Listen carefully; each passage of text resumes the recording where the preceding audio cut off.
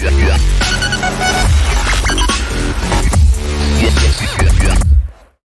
everybody and welcome to Forever Rugby on Forever Sports for today's Team of the Week of the third round of Supeer Rugby Unlocked.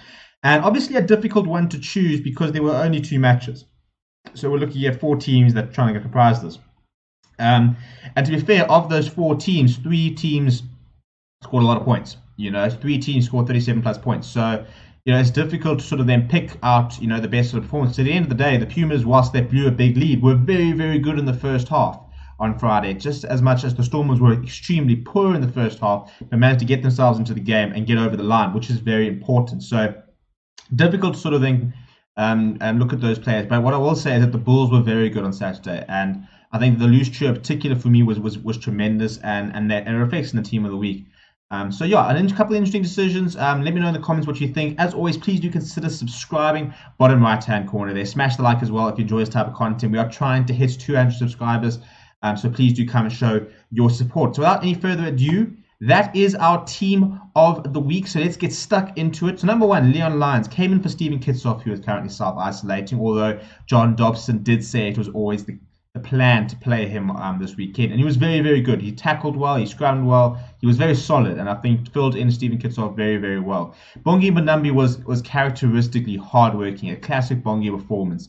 And you saw how much, he always likes to leave it all on the field. And, when he was replaced, just after the try he scored, he looked finished, absolutely dead on his feet, because he is a player that gives us all 100%. And it was again like that. And I think, that's sort of that absolutely give it absolutely everything is what got him into that sort of World Cup final starting position, because he just became undroppable because he was just working so hard. Trevor Nyakani was fantastic for the Bulls. So tough to see he's playing well again. He always plays well. Just his injuries are such a big issue, and if he didn't have so many injury issues, I think he would have been one of the best tight ends in the world. So good to see that he's playing some very nice rugby. The locks I've gone with Salman Murat and Hiron Andrews, just because they put in typical lock performances. Not much flash, but just very, very hard working. Salman Murat topped the tackle charts for Stormers, was very good in the line out, carried the ball up and just worked very, very hard, hit a lot of rucks. And Hiron Andrews, I can't really fault his performance in a losing cause. He's the only Sharks player that makes it. Made the most tackles, didn't concede any penalties, which he kind of tends to do. He sometimes discipline gets the better of him. But he was useful in the lineouts and he worked very hard. And I think that, look, there's some honourable mentions, the likes of Peter Janssen and Fearon. But, I think that he's conceded about 2 penalties, a couple of turnovers conceded as well. And I just thought Hiron Andrews didn't do anything wrong, really. Which a lot of the Sharks players did. And then I've gone with the full Bulls loose trio. I thought they were fantastic. I thought they were absolutely everywhere. I thought Ulrich Lowe came in for Ono Buerta and was very, very impressive. Marco Verstappen obviously getting a brace of tries. Good to see him back. And Dwayne Vermeulen was a Dwayne Vermeulen performance, where he led from the front. He did all the hard yards and he got the job done at the end of the day. And I think that he was talking before that, the Bulls just haven't got the execution right, and now they need to get the execution right. And they did this weekend, and he is obviously at the centre point and commanding the Bulls side. So credit to him. Scrum also a bit disappointing. I thought Herschel Yankees tried very hard. Got a try and a try assist, but at the end of the day, it was Stormers who just couldn't really rally and try and bring down the Pumas onslaught in the first half. And a lot of that comes down to Herschel Yankees. Sometimes his game management. He's an exciting scrum half which provides a lot of energy, but sometimes game management lets him down a bit. Equally, I thought even Fazell managed the game very well for the Bulls, but not a very exciting performance. Just sort of did what he had to do, which is exactly what you want from a Bulls scrum half, and that is the reason that he starts ahead of Ambrose Papier, who's also an honourable mention because he came on and was very good for the few minutes he had on the field. But I've gone with Günther Smuts.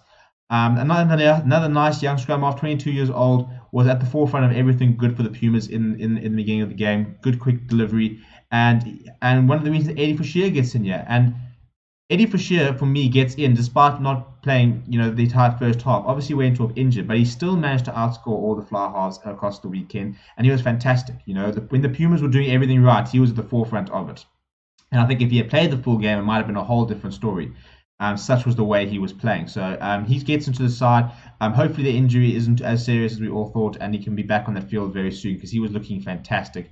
Edwill van der Merwe was very good for the Stormers. Lots of defenders beating, some nice, very good carries. Looked very good on the wing. And yeah, it was good to see that. I mean, Stormers have got such a big stock of wings that he's quite far down the list. So it was good to see that when he gets the opportunity, he did take it with both hands. And Wayne van der Bank for me was the player of the weekend. He was fantastic on attack and defense. He was brilliant. I think he made the most tackles of all the Pumas players. I think he had like 12 tackles. Try assist. He was very, very good, and he just worked hard, tirelessly from the beginning to the end. And it was almost heartbreaking just for him that the Pumas couldn't get over the line because he just worked so hard and was so good, and he really did deserve more. But good to see. I mean, and this is what's so nice about this competition at the moment is we've got players in this Puma side who are putting their hands up, and they, as I said previously, they can get picked up by their unions. If I mean, Wayne van der Bank suddenly looks like a very, very good inside centre to have at a union, so maybe he does get picked up. Stefan Hans was very good, scored 2 tries. Good to see that he's now starting to do what he's done at 7's level, at 15's level with the Bulls. Neil Moritz was once again very good for the Pumas. He just works so hard. Electric, he's always looking for the ball, always wants to run. And Devin Williams as well. In the first half was fantastic. Kicks very well, very exciting, lots of high energy. So they get the nod there. So yeah, I mean, aside majority sort of Stormers, Pumas, Bulls, and just one Sharks player. And I think, to be fair, the reason there aren't more Stormers players is that they didn't play particularly well. I think some players were all right, were solid, but there was no one that really sort of grabbed the game by the scruff of the neck and tried to win them the game.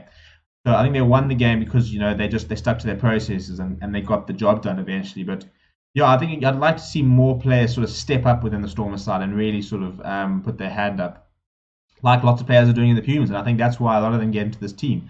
For the Bulls, it was a very, very good performance, but a very nice team performance, which is good to see. I think the forward pack just provided a lot of dominance, and the back line exploited that, and something like a Mornay Stain just dictated the game very well. So yeah, let me know what you think of the team of the week. Jump in the comments, give me your thoughts. Always like to hear what other people think. This is just our opinion. We obviously want to hear what you have to say and what you think. So yeah, thank you very much for watching. Please do consider subscribing. Bottom right hand corner there, smash the like as well as, and jump in the comments and provide your feedback. Thank you very much for watching, and I'll chat to you soon.